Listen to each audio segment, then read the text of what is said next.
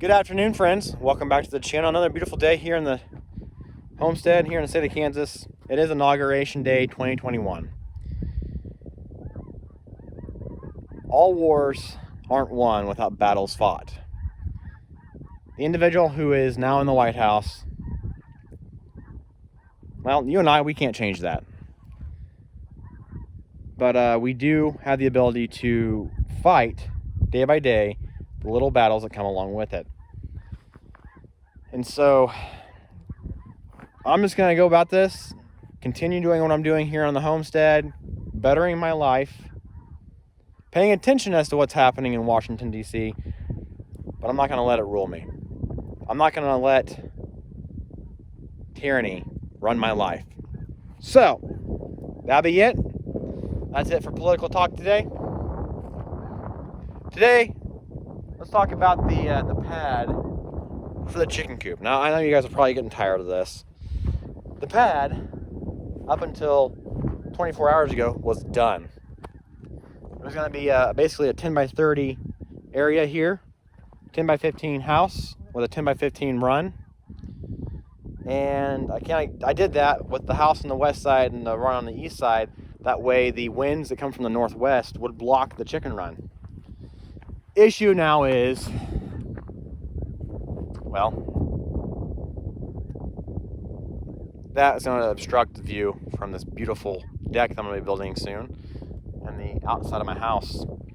Even though it's next to my house, I don't want to obstruct it or make it look like it's, trashy. So we have decided that we're going to be doing the 10 by 15 chicken coop house right here where already was planned. And then we're going to go north. Now you can't really tell this. This is a nice flat area. And then over by the pole there and to the west, the ground from here drops down 2 to 3 foot. So I have to bring that all up. I could steal from over here, but I want this ground to flow evenly and around. So I'm going to start digging my greenhouse. My greenhouse, remember, is going to be on this little edge right here, this little peninsula edge. The greenhouse is going to be buried 6-7 foot in the ground, and then probably have a foot out of the ground with a nice roof. That's the best place I can think about doing any kind of greenhouse because it's close to the garden, it's close to water, it's close to power, and it's close to the house. I'm not having to walk too far from it.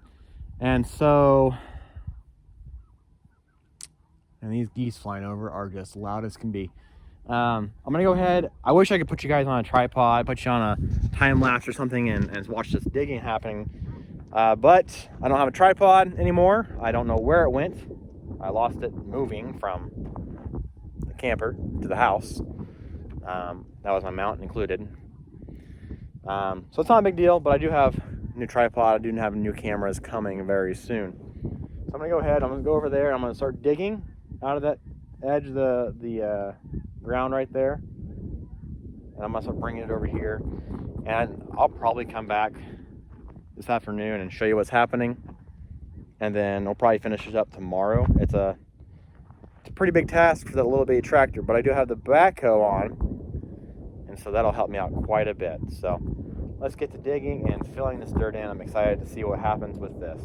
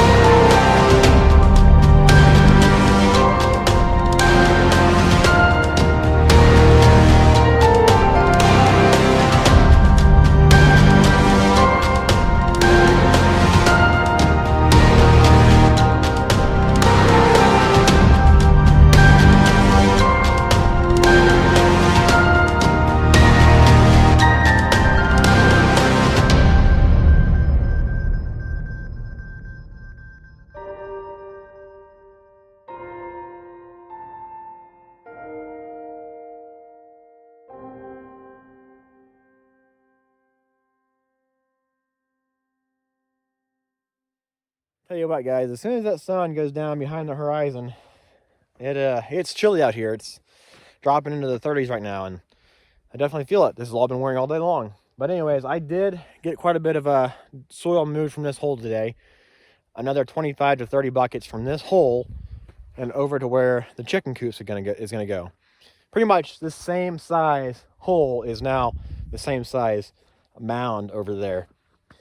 This is from the ground level up here down to here is probably 3 foot deep. I want to keep that ground the same elevation, but bring this down another 1.5 to 2 foot, approximately 5 foot below that. That way I can have 1.5 to 2 foot out of the ground and then my roof. That way I can get a lot of the greenhouse in here. So thankfully I have these projects lined up, so I'm not just digging a hole and having that hole sitting here. Getting two things done at the same time, you know, 2 birds, 1 stone is nice. So I've got all that soil dug out of there. Let's kind of go on over here to where the chicken coop is going to go, which I plan on buying materials today, but I was so busy and getting this thing flat and straight that it just did not work out like that. Anyhow, this is the mound here. So this spot right here where you see it turned up, there was actually a big piece of barbed wire hanging out of that. That was full of barbed wire over in that little dirt area. I don't know if there was just a fence or something there, but full of barbed wire, and I've got it all piled up. But when I started this morning, approximately where that turned over dirt is, was where this ended. And so I took it out an additional, almost 6 foot to that rim right there, and then brought it up, which is an additional 2 foot, and then took and tapered all that out there. That way I can plant grass up and have grass up to the chicken coop, no issue. Got my string lines here. Sorry, I'm out of breath, guys. Woo. Got the string lines east to west and north to south. I switched my hand, I can't do everything. So east to west and north to south. 4.5 inches from the ground here, and 4.5 inches from the ground there is where I got the string hanging. And then I came over here in the center.